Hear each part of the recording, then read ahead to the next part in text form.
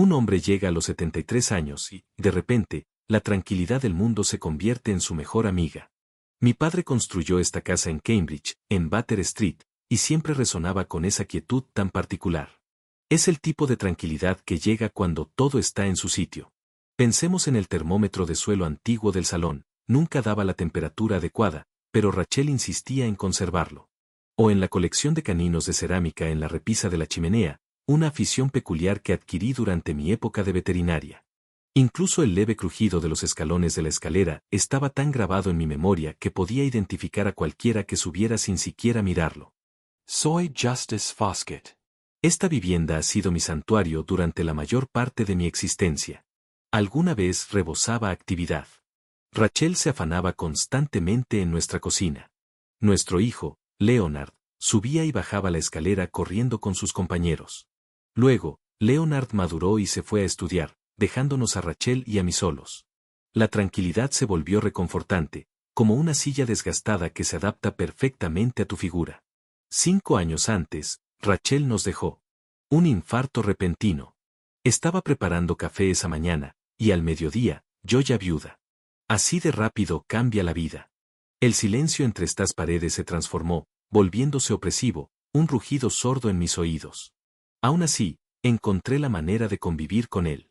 Forjé nuevas rutinas y reconfiguré el entorno para que se ajustara a mi singular existencia. Cuando vives solo, tu casa refleja tu ser. Cada rincón guarda tus reflexiones y recuerdos. Leonard nos visitaba aproximadamente una vez al mes, siempre los domingos, siempre con una bolsa de comestibles de un supermercado de lujo, como si intentara compensar su ausencia entre semana. Nunca compartió conmigo la cercanía que tenía con su madre. Permanecía una barrera de expectativas incumplidas, pensamientos no expresados e intereses divergentes entre nosotros. Yo disfrutaba de la pesca y los largos paseos. Él adoraba los libros antiguos y las composiciones sinfónicas. Yo tenía los pies en la tierra. Él era un fantasioso. Rachel sirvió de conexión entre nosotros, y cuando desapareció, ese vínculo se rompió. Recuerdo vívidamente el momento en que Leonard me presentó a Abigail. Era principios de primavera, pero el aire se sentía frío y nublado. Un clásico día de marzo en Cambridge. Preparé un asado siguiendo las instrucciones de Rachel y descorché una botella añeja que había reservado para un evento importante. Después de todo, encontrarse con la futura nuera sin duda cuenta como algo importante, ¿no te parece? Leonard tenía 37 años por aquel entonces.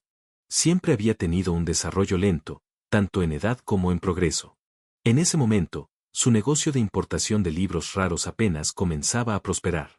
Llegó en un Volvo nuevo, lo cual me sorprendió bastante. Antes conducía un Toyota antiguo y siempre afirmaba que un vehículo era solo un medio de transporte, nada más.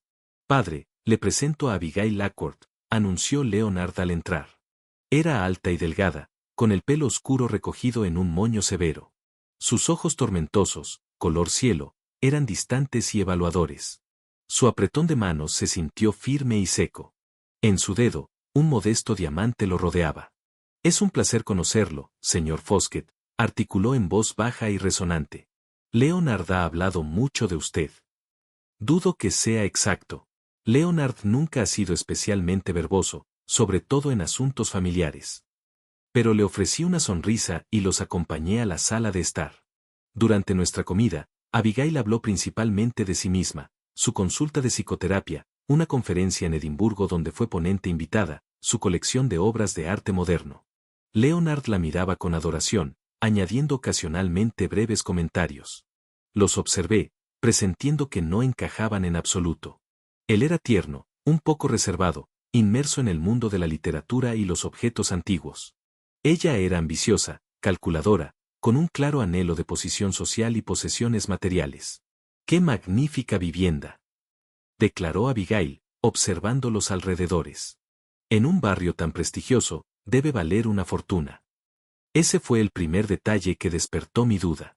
No se trataba de qué casa tan acogedora ni de cuánto carácter tiene. Inmediatamente, se trataba del valor monetario. La heredé de mi padre, respondí con cautela. Para mí, su importancia no se mide en dinero. Por supuesto, asintió rápidamente, pero sus ojos seguían recorriendo los muebles y lienzos antiguos con una mirada evaluadora. Después de comer, mientras tomábamos té en la sala de estar, Abigail vio la fotografía de Rachel en la repisa de la chimenea. Su esposa era una mujer hermosa, comentó, pero su tono carecía de genuina calidez. Leonard mencionó que era ama de casa. Rachel era profesora de música, repliqué, con un atisbo de molestia. Enseñaba piano y violín, y sí, se encargaba de la casa porque le encantaba, no porque careciera de otras habilidades. Abigail asintió con una leve sonrisa de superioridad. Hoy en día, las mujeres tienen más oportunidades de realización personal. Pero, sin duda, cada una elige lo que más le conviene. Miré a mi hijo, esperando que defendiera a su madre, pero Leonard simplemente esbozó una sonrisa incómoda y cambió de tema. Se marcharon esa misma noche, dejando tras de sí una extraña sensación de vacío y aprensión. Algo en Abigail me repelía instintivamente, como los animales perciben una tempestad inminente. La ceremonia nupcial fue discreta, a la que asistió un pequeño círculo de conocidos. Recibí una invitación, por supuesto, pero me sentí fuera de lugar. La madre de Abigail, Elana King, una mujer con una mirada tan fría como la de su hija, me miró con un desdén mal disimulado. La oí comentar a un invitado: Leonard necesita progresar, no anclarse en el pasado. Las costumbres familiares suelen ser una carga para los jóvenes. Después de la boda, compraron un modesto apartamento en un nuevo distrito de Cambridge y parecieron adaptarse a sus rutinas. Leonard se sumergió de lleno en su proyecto, y Abigail amplió su consulta de psicoterapia. Los veía con poca frecuencia, sobre todo en Navidad o Acción de Gracias, cuando declinar una visita habría sido una falta de decoro demasiado evidente. Y entonces llegó el día en que Leonard me llamó para decirme que quería hablar de algo importante. Llegó solo, lo cual era inusual. Estaba sentado en la cocina, dándole vueltas a una taza de té, evitando mi mirada. Padre, hemos tenido algunos problemas financieros, soltó finalmente.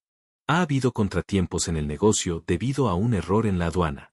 Se incautaron varios libros valiosos y perdí algunos clientes importantes.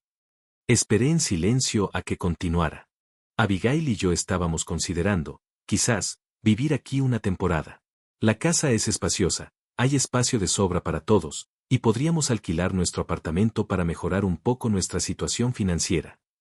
Miré a mi hijo y vi en él al niño pequeño que se había disculpado por romper el jarrón. Quise negarme. Quería explicarle que, a mis 73 años, valoraba mi soledad, mis costumbres, mi autonomía, que no estaba preparada para compartir casa con una mujer que trataba la memoria de su madre con un desprecio mal disimulado. Pero era mi hijo y necesitaba ayuda. Por supuesto, Leonard, dije. Puedes quedarte aquí todo el tiempo que sea necesario. Su rostro se iluminó. ¿De verdad? Gracias, padre. Sabía que lo entenderías. Abigail estará encantada. Lo dudo, pensé, pero guardé silencio. Se mudaron una semana después. Abigail inspeccionó la casa con la eficiencia de un líder militar e inmediatamente empezó a planificar qué reformas requerían y dónde. Yo me quedé con mi dormitorio. Leonard y Abigail ocuparon la amplia suite de invitados, y Elana se mudó temporalmente a la habitación más pequeña donde Leonard había vivido, para ayudar con la transición. Según explicó, los conflictos iniciales surgieron casi de inmediato. Abigail decidió que la cocina necesitaba una modernización, y sin que yo me diera cuenta, tiró la mitad de la vajilla, incluyendo la que Rachel y yo habíamos recibido como regalo de bodas de plata. Esos platos viejos ocupaban demasiado espacio, explicó al descubrir su ausencia, y no combinan para nada con los electrodomésticos nuevos que pedí.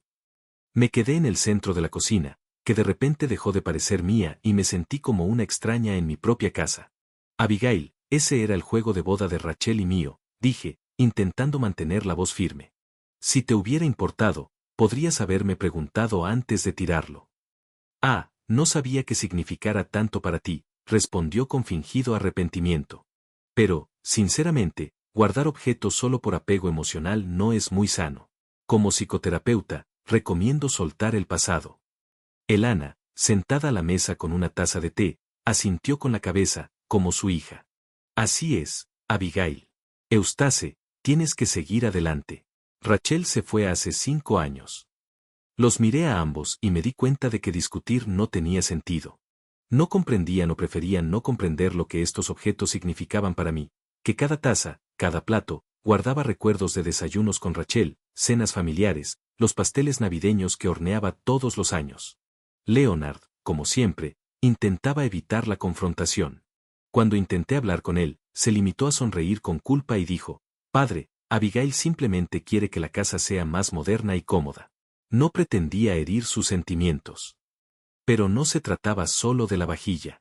Día tras día, mi casa se transformaba. Aparecían nuevos muebles en la sala de estar. Lienzos abstractos sustituyeron los paisajes que Rachel había elegido. Mi estudio, donde pasaba la mayor parte del tiempo, se convirtió de repente en un espacio de trabajo compartido. Un día, al volver de un paseo, vi que las fotos de Rachel habían desaparecido de la repisa de la chimenea y de las paredes. «¿Dónde están las fotos de mi esposa?», pregunté, sintiendo como la ira me invadía. Abigail, sentada frente a su portátil, levantó la vista y sonrió, con su sonrisa de psicoterapeuta profesional. «Las puse en un álbum. Crearon la atmósfera de un museo más que de un hogar. Siempre puedes recuperarlas cuando quieras recordarlas». Me giré en silencio y salí de la habitación, temerosa de decir algo de lo que luego me arrepentiría. Esa noche, me senté en el jardín un buen rato, observando las estrellas y conversando con Rachel en mis pensamientos. «¿Qué debo hacer, querida? Este es nuestro hogar, nuestra vida, que están borrando poco a poco». Casi pude oír su respuesta: «Sé fuerte, justicia. No dejes que te arrebaten lo que es valioso para ti». Al día siguiente, localicé el álbum de fotos y volví a colocar algunas imágenes en su lugar original. Abigail no dijo nada, pero observé cómo ella y Elana intercambiaban miradas. Elana, que debía quedarse con nosotros unos días, se quedó semanas, luego meses. Se hizo cargo de la cocina, preparando sus comidas saludables sin sal, azúcar y, me pareció, sin sabor. Mi lugar en la mesa del comedor cambió de la cabecera a los pies. Y cada vez con más frecuencia, prefería comer en mi habitación para evitar su presencia. Una noche, escuché una conversación entre Abigail y su madre. «Hay tantas cosas superfluas aquí», comentó Abigail. «Cuando la casa sea nuestra, podremos cambiarlo todo. Deshacernos de estos muebles viejos, redecorar». «¿Cuándo será tuya la casa?», preguntó Elana. «¿Estás segura de que Eustace se la legará a Leonard?». «Por supuesto que sí. Leonard es su único hijo». Además, descubrí algo intrigante en los documentos de Rachel. Bajaron la voz, y no pude discernir qué había descubierto Abigail. Pero una cosa quedó clara: consideraban mi casa como su futura posesión. Y parecía que no pensaban esperar mi fallecimiento natural. No pude dormir esa noche. La lluvia caía por la ventana, tamborileando en el techo como cuando era niño. Miré al techo, contemplando cómo mi hogar, mi santuario, se transformaba gradualmente en un campo de batalla, y que tal vez estaba perdiendo esa batalla, pero no iba a rendirme sin resistencia. No cuando el recuerdo de Rachel y nuestra existencia compartida, grabado en cada rincón de esta casa, estaba en juego. Simplemente aún no sabía cómo iba a resistir. Después de esa noche, cuando escuché la conversación de Abigail con su madre, me volví más observadora. Empecé a notar detalles específicos que antes se me habían escapado: los tonos apagados que cesaban al entrar en la habitación, las miradas que intercambiaban por encima de la mesa y, por supuesto, los papeles que Abigail guardaba apresuradamente en su bolso cuando yo estaba cerca. La mañana del miércoles comenzó como de costumbre. Me desperté a las 6, tomé una taza de té junto a la ventana, contemplando el jardín, que se iba despertando lentamente bajo los primeros rayos del sol. Rachel siempre decía que el jardín era nuestro pequeño refugio del mundo, y yo intentaba mantenerlo exactamente como ella lo había dejado. Abigail había sugerido modernizar el jardín varias veces, pero me mantuve firme en este asunto. Bajé a la cocina sobre las 7, con la intención de preparar mi propio desayuno antes de que los demás despertaran. Pero para mi sorpresa, Abigail y Elana ya estaban sentadas a la mesa, estudiando unos papeles. Al verme, Abigail apartó los documentos bruscamente y me ofreció su sonrisa falsa. «Buenos días, Justice. ¿Te levantaste temprano hoy?». «Siempre me levanto a las 6», respondí, acercándome a la estufa. «¿Qué estudias con tanto interés?». «Nada importante», dijo Abigail rápidamente. «Solo unos papeles para el trabajo».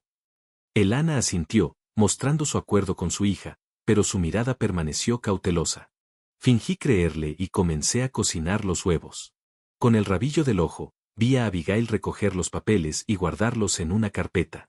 «Eustace», Comenzó Elana con ese tono dulce que usaba cuando estaba a punto de hacer un comentario desagradable. Abigail y yo estábamos comentando lo difícil que debe ser para ti administrar una casa tan grande a tu edad. Me volví hacia ella, con la sartén con los huevos en la mano. Tengo 73 años, Elana, no 93, y he estado administrando la casa perfectamente bien durante los últimos 5 años. Claro, claro, asintió rápidamente. Pero aún así, Abigail y yo vimos una encantadora comunidad de jubilados en Granchester. Unos jardines tan bien cuidados, personal médico, la compañía de compañeros. Dejé la sartén sobre la mesa con más fuerza de la que pretendía. Si estás insinuando que es hora de que me mudé a una residencia de ancianos, no te molestes. No me voy. Abigail puso la mano en el hombro de su madre. Justicia, mi madre simplemente está preocupada por ti. Todos lo estamos. Vives sola en tus habitaciones de arriba y rara vez bajas a cenar. El aislamiento es perjudicial para las personas mayores. No estoy aislada, objeté. Tengo conocidos. Voy a pescar con Bertram todas las semanas. Juego al ajedrez en el club los martes. Pero aún así, empezó Elana, pero la interrumpí. No voy a hablar de esto. Esta es mi residencia y me quedaré aquí el resto de mi vida. Después del desayuno, que transcurrió en un silencio intenso, decidí ir a mi estudio a buscar un libro. Al pasar por la sala, oí la voz de Abigail. Hablaba por teléfono, suponiendo que la casa estaría vacía. Sí, Toby. Revisé los documentos. No, no sospecha nada. Sí, el testamento de Rachel. Hay una cláusula interesante en el párrafo 17. Me quedé paralizada, con miedo de moverme para no revelar mi presencia. Necesito que revises estos documentos como profesional del derecho. Sí, entiendo que puede ser polémico, pero vale la pena intentarlo. Una propiedad en esta zona está valorada en al menos 1,5 millones. Me retiré en silencio y salí de la casa por la puerta trasera. El corazón me latía con fuerza. Así que eso era lo que Abigail pretendía. Había descubierto algo en el testamento de Rachel, algo que podría otorgarle el derecho a reclamar la casa. ¿Pero qué? Rachel me la había legado. Estaba explícitamente establecido en los documentos. ¿Qué habría encontrado Abigail? Esa noche, un hombre con un traje caro y un maletín de cuero entró en la casa. Abigail lo presentó como un conocido de la familia, Toby Prackard, abogado. Se retiraron a la sala de estar, y aunque no pude oír su conversación, era evidente por sus voces animadas que la conversación era animada. Cuando Toby se fue, Abigail parecía contenta. Incluso tarareó una melodía mientras ayudaba a Elana a preparar la cena. Me sentí inquieta. Fuera lo que fuese lo que estuvieran tramando, parecía que su plan comenzaba a materializarse. Al día siguiente, decidí hablar con Leonard. Rara vez estaba en casa. Las dificultades del trabajo realmente requerían su presencia constante en el trabajo. Pero esa noche, llegó a casa antes de lo habitual y lo sorprendí fumando en el jardín, un hábito que Abigail desaprobaba. Leonard, tenemos que hablar, dije al acercarme. Se estremeció y apagó rápidamente el cigarrillo. Padre, me asustaste. ¿De qué quieres hablar? De tu esposa y sus intenciones con mi casa. Leonard desvió la mirada. No sé a qué te refieres. Sabes exactamente a qué me refiero. Abigail encontró algo en los papeles de tu madre y ahora está consultando con peritos legales. Planean embargar mi casa. Y quiero saber qué piensas al respecto. Leonard se pasó la mano por el pelo, un gesto que hacía desde niño cuando estaba ansioso. Padre, me has malinterpretado por completo. Abigail solo está interesada en asuntos legales. Quiere asegurarse de que todo esté en orden con los documentos. No me engañes, hijo, dije, sintiendo la ira crecer en mi interior. No soy ni sordo ni ciego. He escuchado sus conversaciones. Planea quedarse con la casa aprovechando una laguna en el testamento de tu madre, y quiero saber si la apoyas en esto. Leonard parecía angustiado. Padre, exageras. Abigail solo está pensando en el futuro. Al fin y al cabo, la casa acabará siendo mía de todos modos. Eventualmente, emphasis. Cuando yo ya no esté. Pero parece que tu esposa no quiere esperar tanto. Estás siendo injusto con ella, objetó Leonard, pero su voz sonaba insegura. Abigail simplemente es práctica. Ve lo apegado que estás a esta casa, a tus posesiones. Como psicoterapeuta, cree que necesita seguir adelante. ¿Seguir adelante? Pregunté, sin dar crédito a lo que oía. ¿A una residencia de ancianos, como sugiere Elana, para hacerte sitio? Leonard se sonrojó. Nadie te va a expulsar de casa, padre. Es solo una propuesta. Allí te resultaría más sencillo. No tendrías que preocuparte por las tareas domésticas. Tendrías compañía, atención médica. No voy a hablar de esto, espeté. Pero quiero que entiendas que, sea lo que sea que Abigail tenga en mente, no dejaré que se apodere de mi casa. La casa que construyó tu abuelo, donde tú y tu madre crecieron. Nuestra herencia. Padre, por favor. Leonard parecía asustado. No inicies un conflicto con Abigail. Puede ser inflexible cuando desea algo. Y madre la apoya en todo. Me he dado cuenta, dije secamente. ¿Y qué? ¿La apoyas en todo también? Aunque eso signifique traicionar la memoria de tu madre? No digas eso, suplicó Leonard. Te quiero, padre. Y amaba a madre. Pero Abigail es mi esposa. Debo apoyarla. Aunque se equivoque. Pregant. Leonard no respondió. Sacó otro cigarrillo y lo encendió con manos temblorosas. Miré a mi hijo y no lo reconocí. ¿Dónde estaba el chico valiente que defendió al gato del vecino de sus torturadores? ¿Dónde estaba el joven con principios que debatía sobre política y justicia social conmigo? ¿Qué le había hecho esta mujer? Leonard, dije en voz baja. Reflexiona bien de qué lado estás. Es importante, no solo para mí, sino también para ti. Lo dejé en el jardín con su cigarrillo y sus pensamientos. No pude dormir esa noche. La conversación con mi hijo me dejó una profunda sensación en el corazón. Comprendí que no podía contar con su apoyo. Fuera lo que fuese lo que Abigail hubiera planeado, Leonard no se opondría. Era demasiado débil, demasiado dependiente de ella. La semana siguiente, los invitados empezaron a frecuentar la casa. Los colegas de Abigail, según los presentó, pero observé que la mayoría vestían ropa de trabajo y llevaban maletines llenos de papeles. Se recluían en la sala, y desde allí se oían voces apagadas. Una vez intenté unirme a su conversación, pero Abigail, con educación pero firmeza, me dejó claro que mi presencia no era bienvenida. Estamos hablando de asuntos profesionales, justicia, dijo con una sonrisa falsa. Te aburrirías. Noté que Abigail se sentía cada vez más segura, y Elana hablaba cada vez más de la comunidad de jubilados de Granchester. Descubrí que incluso tenían un club de ajedrez allí. Justicia, comentó un día durante el desayuno. Y una biblioteca. ¿Te gusta leer, verdad? Elana, ya te he dicho que no me voy a mudar a una residencia de ancianos, respondí. Tengo un club de ajedrez aquí y también una biblioteca. Sí, pero allí estarías entre tus compañeros, insistió, y la atención médica siempre está disponible. A tu edad, eso es crucial. A mi edad, es crucial no dejar que otros me dicten cómo debo vivir, espeté. Abigail, que estaba sentada a mi lado, negó con la cabeza. Justicia, mi madre solo se preocupa por ti. Todos lo estamos. Te estás volviendo, como decirlo, más resuelta. Esto suele ocurrir con personas mayores. Es una reacción defensiva ante el miedo al cambio y la pérdida de autonomía. Como psicoterapeuta, distingo los indicadores clásicos. Como psicoterapeuta, deberías reconocer la diferencia entre la obstinación y la renuencia a someterse a la manipulación, repliqué. Abigail suspiró como si estuviera tratando con una niña desobediente. ¿Ves? A eso me refiero precisamente. Sospecha, animosidad. Todas son señales. No continué con esta conversación inútil y salí al jardín. Trabajé allí hasta la hora de comer, cultivando los bancales para la siembra de primavera.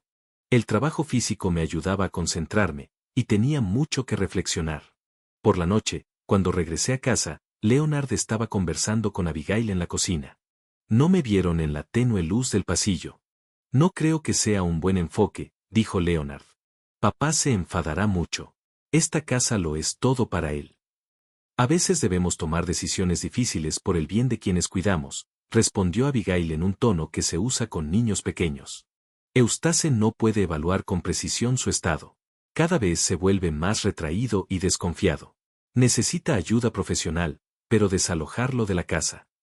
No desalojarlo, sino trasladarlo a un lugar donde reciba los cuidados adecuados, lo corrigió Abigail. Y tenemos todo el derecho legal para hacerlo.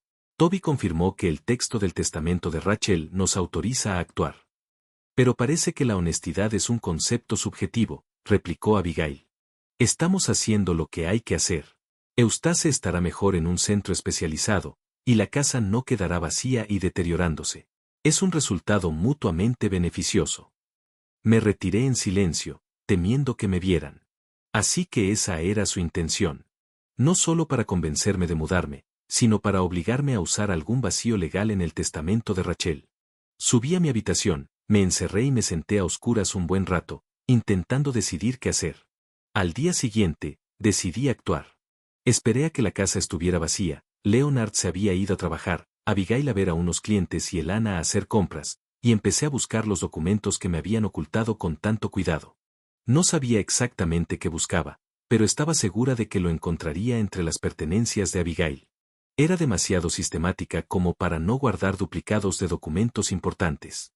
No me enorgullece tener que rebuscar entre sus pertenencias, pero en ese momento sentí que estaba salvaguardando no solo mi hogar, sino también la memoria de Rachel. En el cajón de su escritorio encontré una carpeta con la etiqueta Documentos de referencia, Rachel Fawcett. Dentro había copias de varios documentos, nuestro certificado de matrimonio, el certificado de nacimiento de Leonard y, por último, el testamento de Rachel. Lo hojeé rápidamente, buscando el párrafo 17, que Abigail había mencionado por teléfono, y allí estaba, un párrafo resaltado en amarillo. En caso de que mi esposo Eustace Fosquit sea declarado incompetente o incapaz de administrar sus propios asuntos, todos los derechos sobre la casa y la propiedad pasarán a mi hijo Leonard Fawcett, con la condición de que cuide adecuadamente a su padre. Ahora tenía claro lo que Abigail había planeado. Quería demostrar mi incompetencia, utilizando sus conocimientos y contactos psicoterapéuticos. Toda esa charla sobre mi desconfianza y hostilidad, todas esas visitas de sus colegas, todo formaba parte del plan. Estaban acumulando pruebas de mi supuesta incompetencia para aprovecharse de la cláusula del testamento de Rachel. Junto a la carpeta había un cuaderno con las notas de Abigail. Lo hojeé y encontré una página titulada Plan. Decía, 1. Recopilar documentación sobre el estado mental de YF. Listo. 2. Consultar con Toby sobre el aspecto legal. Listo. 3. Preparar a Leonard. En proceso. 4. Encontrar un lugar adecuado en una residencia de ancianos. Listo. 5. Preparar la documentación para el tribunal. En proceso. 6. Confrontar a YF. El último punto estaba marcado en rojo. Fotografié los documentos con mi viejo teléfono y devolví todo a su sitio. Luego bajé a la cocina, me preparé una taza de té y me senté junto a la ventana, contemplando el jardín donde Rachel cultivaba rosas. Sentía un gran pesar, pero tenía la mente despejada. Planeaban declararme incompetente, embargar mi casa y enviarme a una residencia de ancianos, todo con el pretexto de cuidarme. Y a juzgar por las notas de Abigail, el enfrentamiento estaba previsto para un futuro próximo. Necesitaba prepararme. Pero ¿cómo iba a enfrentarme a una mujer dispuesta a usar su experiencia profesional en mi contra? ¿Cómo iba a plantar cara a los abogados que habían descubierto una laguna en las últimas voluntades de mi esposa? Oí que se abría la puerta principal. Abigail había vuelto a casa antes de lo habitual. Entró en la cocina, dejó su bolso sobre la mesa y me miró con fría determinación. Eustace, tenemos que hablar. Tomé un sorbo de té lentamente, intentando aparentar calma, aunque por dentro estaba furiosa. ¿Qué pasa? Pregunté finalmente. Creo que ya lo sabes, dijo, sentándose frente a mí y apoyando las manos en la mesa. Estamos preocupados por ti. Como psicoterapeuta, observo señales que no puedo ignorar. Tu desconfianza, tu desapego, tu apego obsesivo a objetos del pasado. Son síntomas de desánimo y del posible inicio de un deterioro cognitivo. ¿De verdad? Pregunté. Arqueé una ceja. ¿Y cuándo encontraste tiempo para hacerte una evaluación psiquiátrica? Te observo a diario, respondió con seguridad profesional, y consulté con colegas. Todos llegamos a la conclusión de que necesitas ayuda que no podemos ofrecerte en casa. Y por eso decidiste enviarme a un centro de cuidados. No era una pregunta, sino una declaración. Sus ojos se abrieron ligeramente, sorprendida, pero enseguida recuperó la compostura. Así que, ya sabe. Bueno, eso simplifica la conversación. Sí, Leonard y yo creemos que estará mejor en la residencia de ancianos Granchester. Allí le brindarán una atención excelente. Y la casa pasará a usted, por supuesto, añadí. La casa ya pertenece a Leonard, afirmó Abigail. Según el testamento de Rachel, ella previó la posibilidad de que necesitara atención especializada. Rachel se refería a una situación en la que realmente quedara incapacitada, objeté. No cuando mi nuera decida que quiere mi casa. Abigail sonrió fríamente.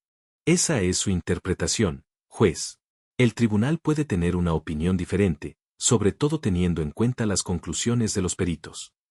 Sus colegas, a quienes trajo a la casa para evaluar mi estado sin siquiera presentarlos como profesionales médicos, comenté. No creo que el tribunal considere legítimo un examen así. Abigail se inclinó hacia mí, entrecerrando los ojos. Escúchame con atención, justicia. Puedes resistirte y entonces procederemos a los tribunales. Será largo, desagradable y costoso. O puedes aceptar lo inevitable y acceder a mudarte voluntariamente. Al fin y al cabo, lo hacemos por tu propio bienestar. Expulsarme de la casa que construyó mi padre, donde he vivido toda mi vida, donde se conservan los recuerdos de mi esposa? ¿Por mi propio bienestar? Negué con la cabeza. Ni siquiera intentes disfrazar tu avaricia de solicitud, Abigail. Acabas de confirmar mi diagnóstico, dijo, poniéndose de pie. Hablaremos cuando estés más racional. Salió de la cocina, dejándome sola con mis pensamientos y un té frío. Los siguientes días transcurrieron en una tensa anticipación. Abigail ya no mencionaba el internado, pero noté que ella y Elana susurraban mientras me miraban. Leonard me evitaba, saliendo temprano y regresando tarde. Intenté hablar con él, pero fue en vano. El sábado por la mañana, decidí ir a pescar con mi viejo compañero Bertram Hodges. Nos conocíamos desde la universidad, e incluso ahora, a los 73 años, nuestras excursiones semanales de pesca seguían siendo un ritual. Recogí mi equipo, dejé una nota en la mesa y salí de casa alrededor de las 6 de la mañana. El día en el río era tranquilo. Bertram y yo nos sentamos en sillas plegables, lanzando nuestras cañas a las aguas tranquilas y hablando del pasado, el presente y el futuro. Le conté la situación con Abigail y sus planes. Esa mujer es una verdadera depredadora, Eustace, dijo Bertram, negando con la cabeza. Y parece que tu hijo es demasiado débil para oponerse a ella. Leonard siempre ha sido amable, suspiré. Salió a su madre. A Rachel tampoco le gustaban los conflictos. Pero ahora su amabilidad me está perjudicando. ¿Qué piensas hacer? No lo sé, admití. Fight it in court. But Abigail is correct. It will be protracted and expensive, and there's no assurance I'll succeed given her connections and influence. You can always stay with me if you need to, Bertram offered. The house is large. There's ample space. I nodded gratefully. It's good to have such a friend. We returned to town around 4 o'clock in the afternoon. Bertram drove me home and inquired if he should come in. I shook my head. Better not. I don't wish to involve you in this. Call me if you require anything, he stated, shaking my hand. I ascended the steps to the porch, feeling a strange heaviness in my chest. Something was amiss. The house appeared different, although I couldn't pinpoint exactly what was wrong. I inserted the key into the lock, but it wouldn't turn. I tried again, to no avail. The lock had been replaced. I rang the doorbell, pressing the button longer than necessary. A minute later, the door swung open, and Alana appeared on the threshold. "Oh, it's you, Eustace," she stated, as if surprised to see me at my own house. "Why did you alter the locks?" I inquired, attempting to remain composed. "You'd better speak with Abigail," she replied, reluctantly stepping aside to allow me entry. I entered the house and immediately noticed the alterations. There were containers of items in the hallway that hadn't been there previously. On the wall where photographs of Rachel and my wedding had hung, there was now an abstract painting. Abigail emerged from the living room holding some papers. Her eyes gleamed with excitement and triumph. "Ah, Eustace," she stated. "I'm pleased you're back. About changing the locks, I asked, feeling a surge of anger rise within me. About the situation in general, she stated, handing me the papers. Take a look. It's a court ruling. I took the documents and quickly scanned them. A court order declaring Eustace Fawcett temporarily incapacitated based on the conclusions of several experts. The appointment of a temporary guardian, Leonard Fosquit. Transfer of property management rights to the guardian. This is a fabrication, I stated, trying to keep my voice steady. There was no court hearing. There was a hearing, Abigail replied. Yesterday, under special circumstances, given the urgency of the situation, your presence was not required as we provided all the necessary medical reports. This is unlawful, I exclaimed. You can't simply declare a person incompetent without their knowledge. We can if there are serious grounds to believe that the person poses a danger to themselves or others, Abigail retorted. Your recent aggressive behavior, paranoid notions, refusal of treatment, all of this was presented to the court. What aggressive behavior? What paranoid notions? You invented it all. At that moment, Leonard entered the hallway. He looked pale and avoided my gaze. Leonard, what is happening? I asked my son. Did you truly file a lawsuit to have me declared insane? Father, that's untrue, he mumbled. It's a temporary measure for your own safety. I've lived 73 years without you worrying about my safety, I stated, feeling every word scratch my throat. And suddenly, I'm a danger to myself? Don't lie to me now, son. It's all about the house, isn't it? It's not just about the house, Abigail interjected. Although, yes, according to Rachel's will, the house passes to Leonard's control if you can't care for yourself. And the court agreed that this is the case, but the main thing is your health. You'll be better off at Grantchester Nursing Home. I'll be better off in my own home, I snapped. It's no longer your house, Justice, Abigail stated, her voice trembling with barely contained triumph. Now this house is mine alone. Ilana gasped softly at the undisguised avarice in her daughter's voice. And Leonard winced painfully. Technically, the house goes to Leonard, Abigail corrected herself quickly, regaining her composure. But as his wife, I will, of course, help manage it. And the first thing you did was change the locks, I remarked. A precautionary measure, Abigail shrugged. We didn't know how you would react to the news. How am I supposed to react? Be happy that I'm being expelled from my own residence. No one is expelling you, Ilana interjected. We've prepared a lovely room for you at the guest house. There's even a garden for you to stroll in. I don't need someone else's garden, I stated, feeling something break inside me. I need my home. Father, please, Leonard began. We're doing this for you.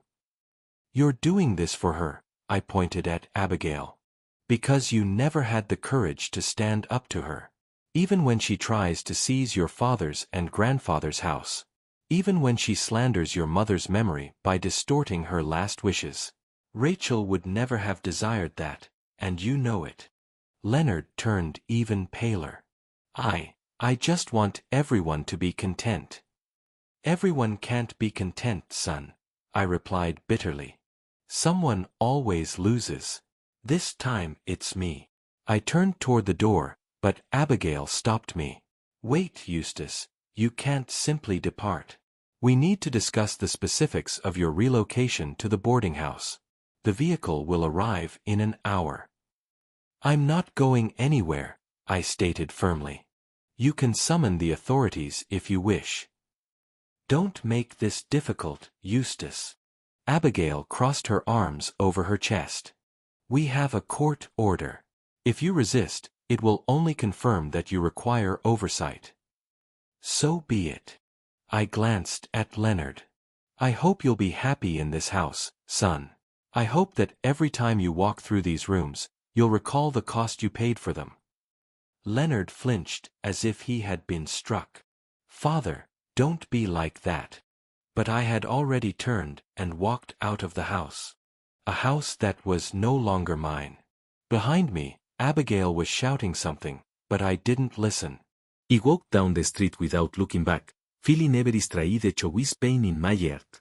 73 years of life, memories, joy, and sorrow, all remained behind these walls from which I had been cast out. I reached the end of the street and only then realized that I didn't know where to go. All my possessions were left in the house. Documents, attire, money. All I had was my fishing equipment, an old phone in my pocket, and a card in my wallet. I sat down on a bench in a small park and called Bertram. He answered after the second ring. Eustace, are you all right? No, I stated. Not all right at all. They expelled me from the house. Abigail somehow obtained a court order declaring me incompetent. Damn it, exclaimed Bertram. Where are you now? In the park on the corner of Battery and Oak Street. Wait there. I'll be right there. Bertram arrived 20 minutes later, and I recounted everything that had transpired. He listened, shaking his head and clenching his fists. It's simply unfathomable, he stated when I finished. How can you do that to your father? Leonard has always been weak, but this is betrayal. It's Abigail, Isaid. She completely dominates him. She always has. What do you intend to do? I don't know, I admitted. I have no funds, no possessions, only the clothes on my back. And according to the law, I'm now legally incapacitated. I can't even open a bank account. You can reside with me for as long as you need, Bertram stated. We'll sort out the legal aspects. I have an attorney friend. I'll contact him. Thanks, friend. I placed my hand on his shoulder. I don't know what I'd do without you. We drove to his residence, an old Victorian manor in a quiet Cambridge neighborhood. Bertram was a widower like me, but he had no offspring and lived alone in the large house he had inherited from his parents. He showed me to the guest chamber, gave me a change of garments, and offered me a beverage. To justice prevailing, he stated, raising his glass. To justice, I echoed. Although at that moment, I found it difficult to believe it was feasible. The next few days passed in a haze.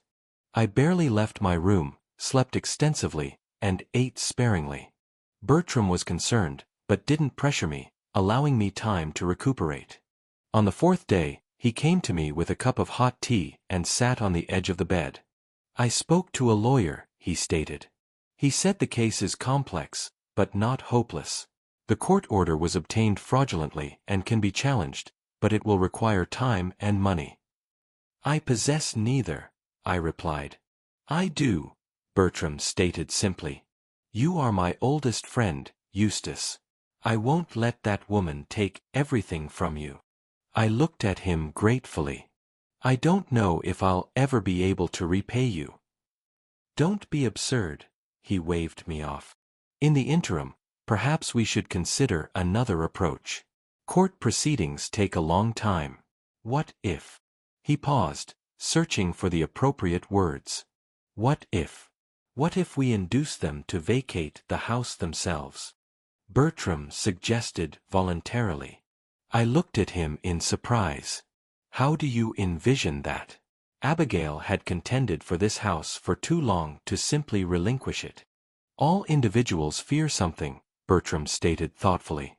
Even people like Abigail. You just have to determine what it is. I took a sip of tea, pondering his words. Abigail fears losing control, I stated finally. And she's afraid of anything otherworldly. Once she saw a crow on the windowsill and nearly fainted. She claimed it was a bad omen. Superstitio. Bertram nodded. And her mother, Ilana, is even worse. She refuses to walk beneath ladders, crosses herself when she observes a black cat, and believes in specters. Specters, you say? Bertram smiled, and a mischievous glint appeared in his eyes, one I remembered from our college days when we used to play practical jokes on our professors. What if your house suddenly became not quite so comfortable for them? What do you mean? Unusual sounds at night, Bertram began to list. Unexplained cold currents, objects that shift on their own. Footsteps in the attic when no one is present. I began to grasp his intention. Are you proposing we transform the house into a haunted dwelling? Why not? Bertram shrugged. Your house is ancient enough to possess a reputation for history. If Abigail and Alana are as superstitious as you claim, it might succeed. And Leonard? Well, he's always been a sensitive boy, as far as I can recall. But how are we going to achieve that? I inquired. ¿Y can deben enter the house? I have a few concepts, Bertram stated. And a couple of acquaintances who could assist. Our friend Oswald, remember him? He's working as an electrician now, and his wife Doris is a costume designer at the theater. They could prove beneficial to us. For the first time in many days, I felt hope blossom within me. Perhaps all is not yet lost. Perhaps I can still reclaim my home. You know what, Bertram? I stated, straightening up. Let's proceed. Let's demonstrate to Abigail that some matters are best left alone. That's my friend, Bertram exclaimed, slapping me on the shoulder. I knew you wouldn't yield without a struggle. We spent the entire evening devising a strategy. The concept was perilous, even a little mad, but the more I considered it, the more I liked it. Abigail had used my vulnerabilities against me, my attachments and recollections. It was time to employ her weaknesses against her. To retribution, stated Bertram, raising his glass. To returning home, I replied, feeling strength return to my voice. After all, I possessed nothing but my residence, and I was going to retrieve it, whatever the cost. The plan demanded meticulous preparation. The day after our discussion, Bertram invited Oswald and Doris to dinner. I remembered them both from my university years. Oswald was a quiet, thoughtful individual with exceptional skill. And Doris was a vibrant, artistic young woman who was always involved in theatrical productions. Over the years, Oswald had become a respected electrician, and Doris, a costume and makeup artist at the local theater. When they heard my narrative, their indignation knew no bounds. That's outrageous, Doris exclaimed, banging her fist on the table. To expel a man from his own dwelling. I always knew Leonard was weak, but to this extent? I'll assist in any way I can, stated Oswald, adjusting his spectacles. I have access to various electronic apparatus that could be useful to us. We discussed all the specifics of the plan. Oswald handled the technical aspect. He could install concealed speakers for eerie sounds, controlled remotely, and small mechanisms for moving objects. Doris offered to utilize her theater expertise to create spectral figures that could be glimpsed in windows or at the end of the corridor. But how will we gain entry to the house? I inquired. Abigail changed the locks. I have a friend at a firm that installs security systems, Oswald stated. He can help us with duplicates of the keys, and also, he hesitated. I can also temporarily cut off the electricity in the house, as if by accident, due to network issues. That would be ideal, Bertram nodded. The darkness will amplify the impact of our phantoms. What about the neighbors? Doris asked. Could they observe us? An elderly couple, the Higgins, reside to the left of my house. They retire early, I explained.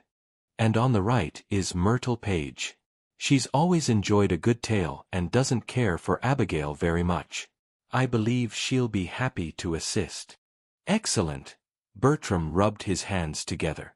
We'll also require letters, anonymous, foreboding letters hinting at the house's dark history. I can compose them, Doris offered. I have experience in crafting dramatic texts. And finally, I stated, we need a legend, a narrative about the house that sounds plausible enough to frighten Abigail and Alana. Everyone pondered. Then Doris snapped her fingers. I know. What if a doctor who conducted forbidden experiments once lived in the house? And his patients, Not all of them survived. Their spirits still cannot find peace, and seek vengeance on the new inhabitants who disturbed their repose. A little melodramatic, Bertram remarked. But it might work, especially considering that Eustace was a veterinarian. We can play on that. Say his father was that physician, and Eustace continued the family tradition, only with animals. I nodded. That sounds convincing, and it would explain why the spirits became so incensed when I was expelled from the house. I had been keeping them under control all these years, so to speak. Perfect. Doris clapped her hands. Let's begin with letters and spreading rumors, and then move on to more active measures. We formulated a plan for the next 2 weeks. Phase 1, setting the stage with whispers, letters, and minor oddities in the house. Phase 2, escalation with overt signs of paranormal activity, culminating in a night of specters when we would stage a genuine spectacle. The next day, Doris dispatched the first letter. It was written on aged paper, discovered in an antique shop, in faded ink. To the current occupants of the house on Butter Street, you have disturbed the tranquility of those who have long since departed but have not abandoned these walls. By driving out the guardian, you have broken the seal that restrained their wrath. Now they are free, and they thirst for retribution. You have until the next full moon. After that, it will be too late. Reflect on this while you still can. The letter had been placed in the mailbox early that morning. That same day, I visited Myrtle Page, my neighbor, and disclosed the truth about what had occurred. Myrtle, an 80-year-old lady with a sharp tongue and an even sharper intellect, was outraged by Abigail's actions. I never liked that woman, she stated, pouring me a cup of tea. To macheregens, to little kempaschen. Ie sis ju, Eustace. What should I do? Just hint to her that all is not well in the house, I explained. Tell her that you sometimes hear strange sounds emanating from my garden at night, and perhaps mention the legend about the doctor. Oh, I can achieve much more than that, smiled Myrtle. I can inform her that my late husband, who was a historian, was interested in Cambridge's past and collected stories about haunted residences, and he was particularly interested in your house. That would be perfect, I nodded. That same evening, Oswald entered the house through a basement window that I remembered not closing properly. He installed several small speakers in different rooms, concealing them behind furniture and in ventilation ducts. He also set up a simple system that could create the impression of objects moving on their own, thin threads attached to small motors. Everything is prepared, he reported when he returned. The speakers can be activated with this remote control. I've programmed several sounds, footsteps, creaks, moans, and whispers. And this button activates the mechanisms for moving objects. The next day, Bertram and I observed from his car, parked on the next street, as the mailman delivered our letter. Abigail collected the mail as usual before leaving for work. In the evening, we activated the first sound, a distant, barely audible moan that came from a speaker hidden in the attic. Nothing too obvious, just a suggestion that could be attributed to the wind or the groaning of an old house. 3 days later, Doris dispatched a second letter, more explicit. They are displeased. They observe you altering the house, relocating items, disrupting the established order. Every picture moved, everything discarded, is another step toward their awakening. They are especially infuriated that you have removed the photographs of the one they revered. Restore everything to its original position before it's too late. That same day, Myrtle accidentally encountered Abigail on her way home from work and initiated a conversation about the weather, which gradually turned to the history of the neighborhood. You know, Myrtle stated, lowering her voice to a conspiratorial whisper, my late husband was very interested in the history of these locales. He gathered old legends, tales about houses. Your house possesses a particularly interesting past. Really? Abigail inquired with poorly concealed irritation. She had never been patient with older individuals.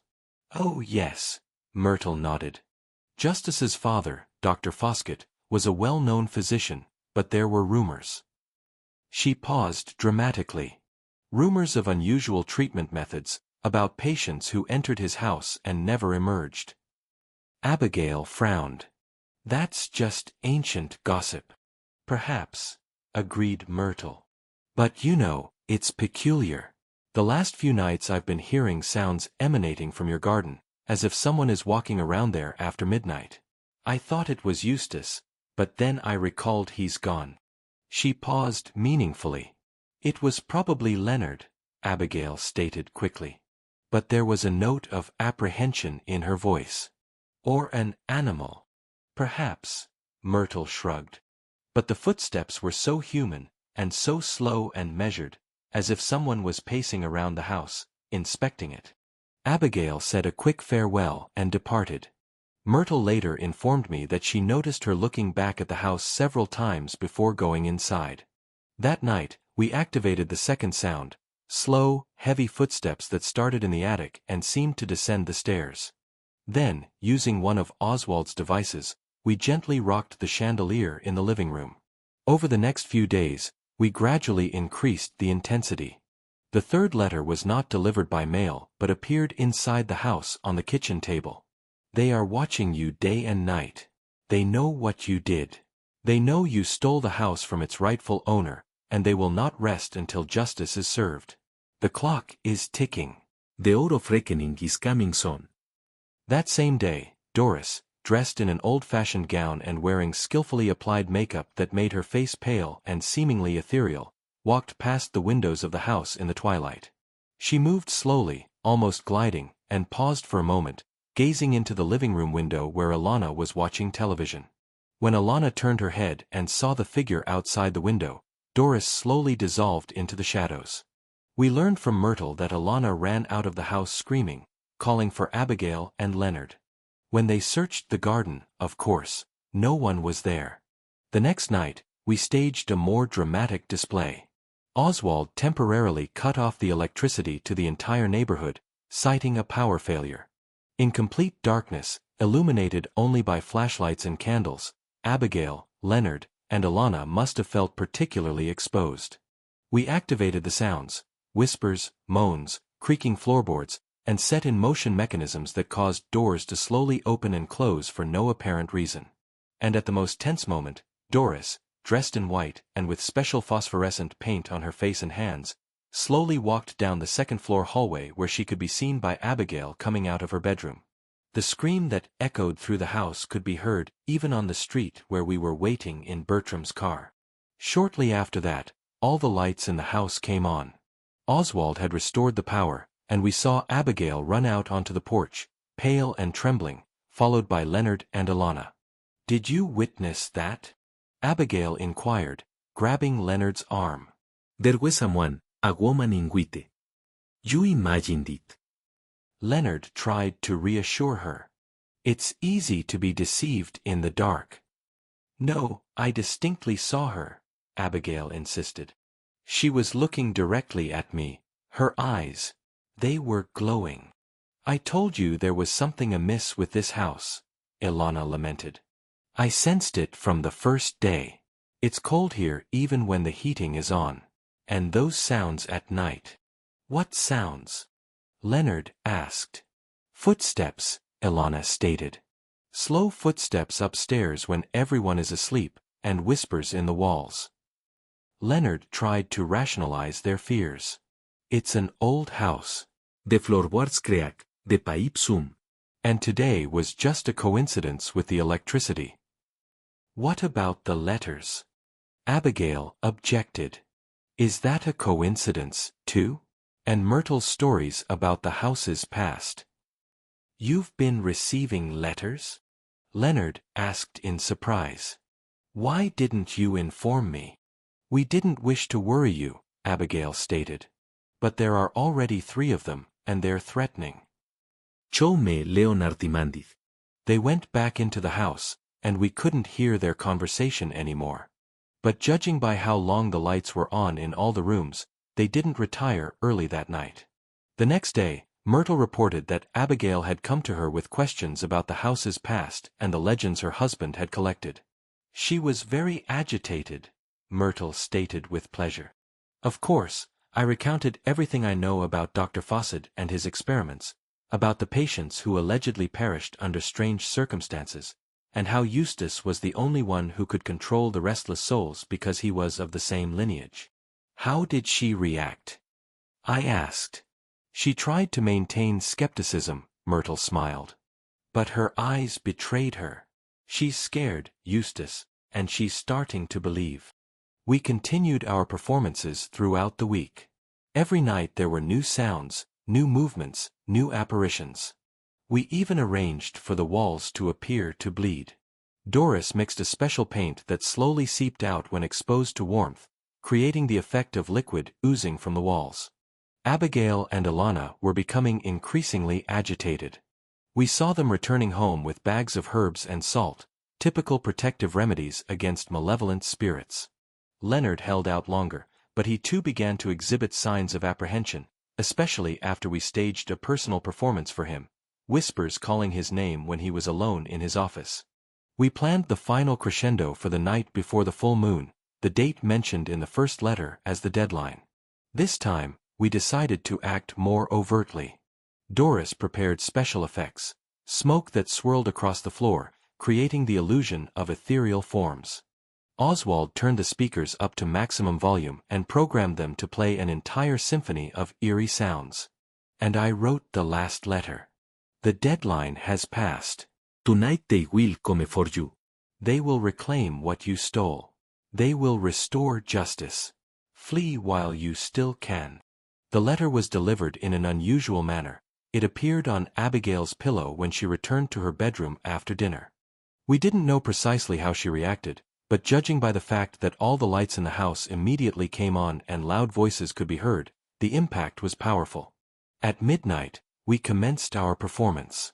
First, there was a quiet whisper that gradually intensified. Then, there were footsteps that seemed to originate from everywhere. Doors and windows began to shake as if from a strong wind, even though the night was windless. The temperature in the house dropped sharply. Oswald had hacked into the air conditioning system and set it to minimum. And finally, the climax. Doris, in the guise of a spectral woman, slowly climbed the stairs to the porch, visible through the glass door.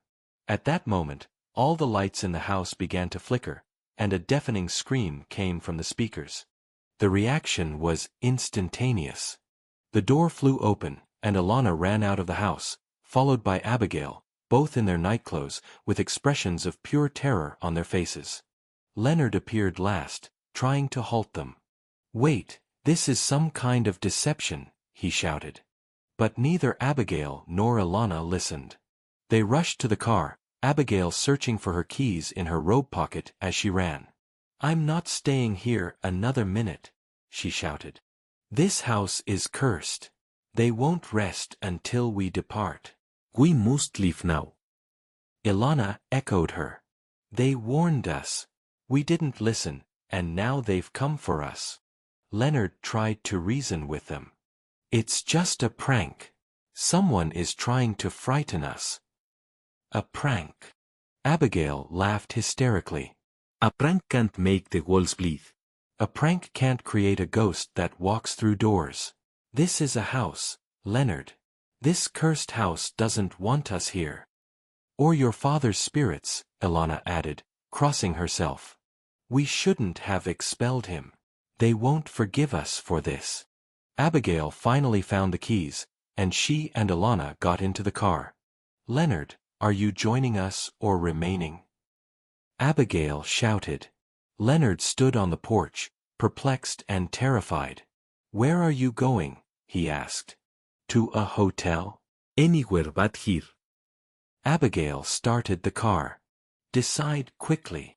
Leonard took one last look at the house where all the lights continued to flicker, and moans and whispers could be heard emanating from the open door, and hurried to the car. A moment later, they drove away, leaving the house empty and unlocked. We waited a few minutes to ensure they weren't returning, and only then did we enter the house.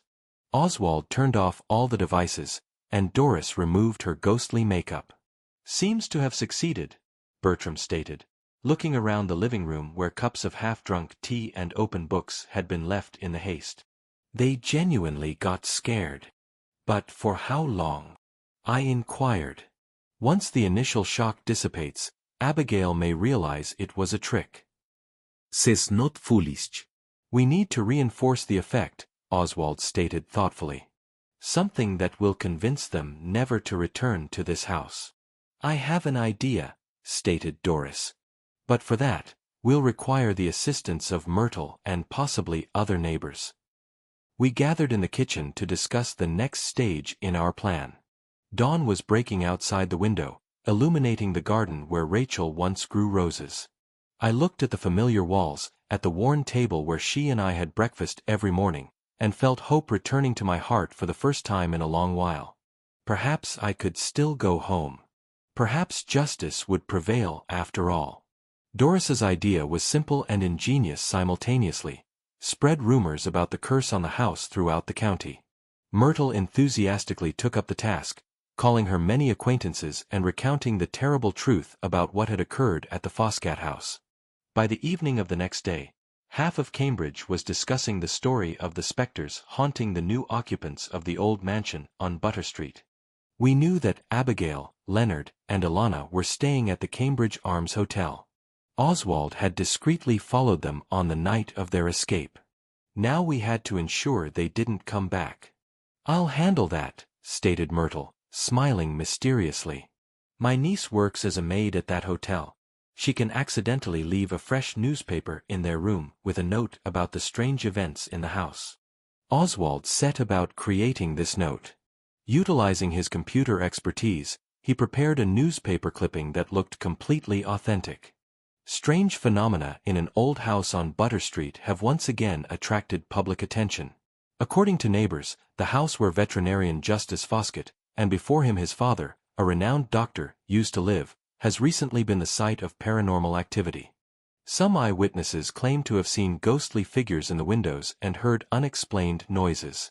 Local historians point out that the house has a dark past linked to the mysterious experiments of Dr.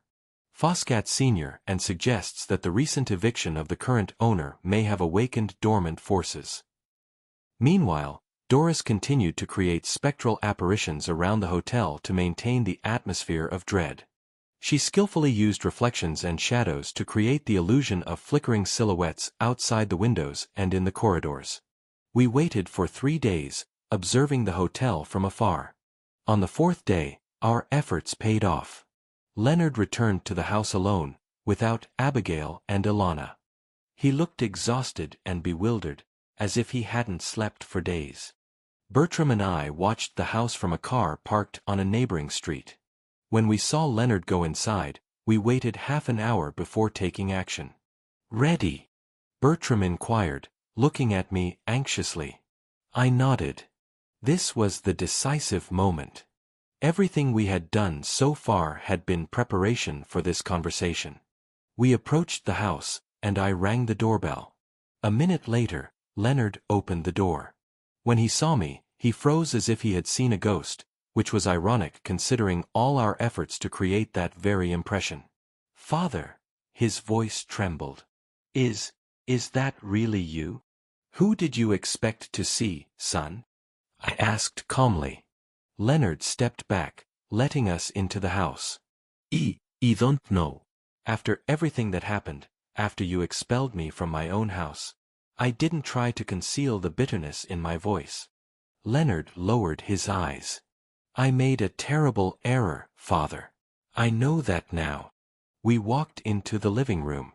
Signs of a hasty departure were everywhere: scattered belongings, half-finished cups, open books. "Where are Abigail and Alana?" Bertram asked, looking around. "At the hotel," Leonard replied, sinking heavily into an armchair. "They refuse to return. Abigail is even talking about selling the house. She thinks it's cursed." "And you?" I asked, sitting down opposite him. "Do you think so, too?" Leonard ran his hand through his hair, a gesture he had made since childhood when he was nervous. "I don't know what to believe. Those sounds, those figures we saw, it was so real. But at the same time," he looked at me, and suspicion flashed in his eyes. "At the same time, it all started right after we kicked you out. It was as if the house was taking revenge for you. I exchanged glances with Bertram. It was time for the truth, or at least part of the truth. Lon, I began, choosing my words carefully. Do you believe in coincidences? That the house suddenly commenced showing paranormal activity right after you expelled me. What are you trying to convey? Leonard tensed up. I'm conveying that perhaps there's a more rational explanation for everything. I paused. For example, that some individuals don't appreciate it when an elderly person is unlawfully evicted from their own home. Leonard stared at me, gradually comprehending the meaning of my words. You orchestrated all these strange occurrences, the specters, the noises, the letters? I have friends, I replied simply. Friends who didn't approve of what Abigail did. And I admit I didn't approve either. Leonard looked shocked. But how? A figure walking through walls, bleeding walls. Theatrical effects, Bertram interjected. Doris works in the theater, and Oswald is an electrician with exceptional skill. They can create the illusion of anything. So, no specters? Leonard looked both relieved and confused. It was all a deception. It was all a strategy to reclaim my house, I clarified. The house that Abigail seized using false medical reports and a fabricated court order. Fabricated. Leonard straightened up. What do you mean? I verified, Bertram stated. There was no hearing. The documents Abigail showed you were cleverly forged. Her friend Toby assisted her with it. Leonard turned pale. It can't be. Abigail wouldn't lie, wouldn't manipulate. I shook my head. Son, open your eyes. She's been doing this from the outset. From the moment she saw this house and realized its worth. But why? Leonard looked lost. We had our own apartment. We were content. Were you? I asked gently. Or did Abigail always desire more? A more prestigious neighborhood, higher status, more room for her ambitions. Leonard was silent, and I could see the internal conflict in his eyes. He had always been gentle, prone to yielding to stronger personalities, and Abigail took full advantage of that. I found her notes, I continued, a step-by-step plan to expel me from the house. She planned this for a long time, Leonard. And you were part of that plan, whether you wished to be or not. I didn't know, he whispered. I swear I didn't know about the forged documents. Abigail said the court approved temporary custody because of your health. I believed her. Because it was convenient for you to believe, I stated, not concealing my bitterness. Because it allowed you to justify helping to seize your own father's house from him. Leonard covered his face with his hands. I'm a terrible son. I vitrat Juan Moters memory. I looked at him and felt mixed emotions. Anger, yes, that was still present. Disappointment, definitely, but also pity for a man who had allowed himself to be so blinded and manipulated. What do you intend to do now? I asked after a long silence. Leonard raised his head. I don't know. Everything is so confusing. Abigail refuses to return home. She's convinced there are specters here. Ilana supports her. They're discussing selling the house and relocating to another city. And you? What do you desire? Leonard met my gaze, and in his eyes, I saw a determination I hadn't witnessed in many years. I want to rectify everything, he stated firmly. Starting with bringing you back home. This is your house, father. It's always been yours. What about Abigail? Bertram asked. What will you convey to her? The truth, Leonard replied after a pause. That I know about the forged documents. That I know about her plans, and that I won't let her manipulate me anymore. I nodded, satisfied with his answer. It won't be an easy discussion. I know, Leonard Said. But I have to do it for myself, for you, for Mother's memory. We talked for a long time. Leonard recounted how Abigail had gradually changed him, distanced him from his old friends, his interests, everything that didn't align with her idea of the correct way to live. How she always knew what she wanted and knew how to obtain it, regardless of other people's sentiments. She always said that I would inherit the house after you passed, Leonard admitted. But then problems began with the business, and she became impatient. She said we could live much better if the house were ours. Did you ever consider that perhaps your business wasn't as significant as a good relationship with your father? I asked. Leonard blushed with shame. I did. But Abigail, she's persuasive. She said you were selfishly clinging to the past, to possessions, to a house that was too large for one person, that you'd be better off in a specialized facility with medical attention. And you believed her? I wanted to believe we were doing this for you, Leonard admitted. It made it easier to live with myself. Towards evening, Leonard decided it was time to act. He called Abigail and stated we all needed to meet and talk. She refused to come to the house, insisting on meeting at a hotel. In the end, they agreed to meet at a neutral location, a cafe in the city center. Bertram and I decided not to be present during the conversation. Leonard had to manage this himself, but we waited nearby, ready to support him if necessary. 2 hours later, he returned. He looked exhausted, but determined. How did it go? I asked when he sat down next to us. It was difficult, he replied. Abigail denied everything at first. Then she threatened to ruin my reputation if I took your side. Then she cried and said she did it all for our future. And you? I told her I knew the truth, that the documents were forged, that she manipulated me, that she used me to get the house, and that I can no longer coexist with someone who treats my family this way. And what did she say? At first, she was furious, Leonard smiled weakly. She yelled that I was weak, that I was destroying everything she had constructed. Then she started threatening me with lawsuits and dividing our property. But when she realized I was serious, she suddenly changed completely. She said she loved me, that we could fix everything and start anew. And you? I told her it was over between us, that I desired a divorce, and that the house would remain with you, as it should. I placed my hand on my son's shoulder. It wasn't easy. I'm proud of you. Don't be. Leonard shook his head. I should have acted much sooner. I should have recognized who she truly was. What matters is that you see it now, Bertram stated, and that you found the strength to do the right thing. We returned to the house. My house. It looked almost identical to how it did before Abigail and Alana arrived, except for some new furnishings and the absence of many items they had discarded. But most importantly, it was mine again.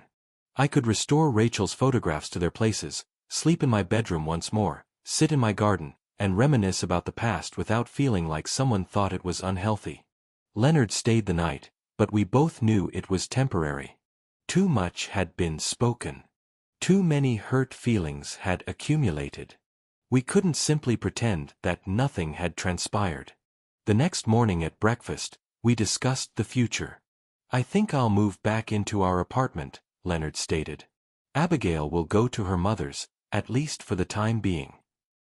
What about your business? I asked.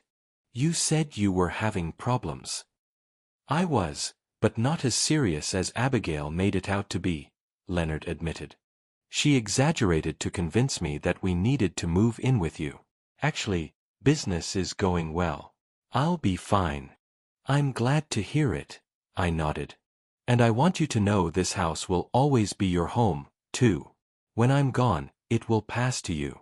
That was your mother's wish, and I respect her wishes, but until then, I'll live here among my memories and my history. Leonard nodded. I understand, Father, and I'll visit you if you permit me. Of course, I'll permit you, I stated. You're my son, no matter what. But we both knew that our relationship would never be the same. Trust had been broken, and it would require time to rebuild at least some of what we had lost. A week later, Leonard moved out and returned to his apartment. Abigail, as we heard from Myrtle, had left Cambridge with Alana. They spread rumors about the cursed house, but no one truly believed them, especially after I returned and lived there without any issues. The court invalidated the ruling on my incapacity when it was discovered that the documents were forged. Abigail could have been investigated for fraud, but I didn't file a complaint, not out of magnanimity, but simply because I wanted her to vanish from our lives as quickly and completely as possible. Bertram, Oswald, Doris, and Myrtle visited me often. We reminisced about our operation to expel the intruders and laughed at how easily people, even those as rational as Abigail, begin to believe in the supernatural when the circumstances are right. Sometimes I thought about Leonard, about how he had lost his wife, even one like Abigail, about how hard his life must be now, alone, burdened with guilt and disappointment. Part of me wanted to reach out, offer reconciliation, restore our relationship. But another part, the part that remembered how he stood by Abigail when she expelled me from my own home, how he allowed her to manipulate him, how he betrayed his mother's memory, that part couldn't simply forget and forgive. And I realized that even familial bonds have their limits. That sometimes protecting your own boundaries is more crucial than maintaining the facade of a good relationship. That toxic connections remain toxic even if they are bound by kinship. I sat in the garden where the roses Rachel had planted were beginning to bloom again after I had given them back the care and attention they needed. The evening sun painted the sky gold and purple, creating that special atmosphere of peace and tranquility that I had always cherished in this place. I was alone but not solitary. I had friends. Y ad memoris. I had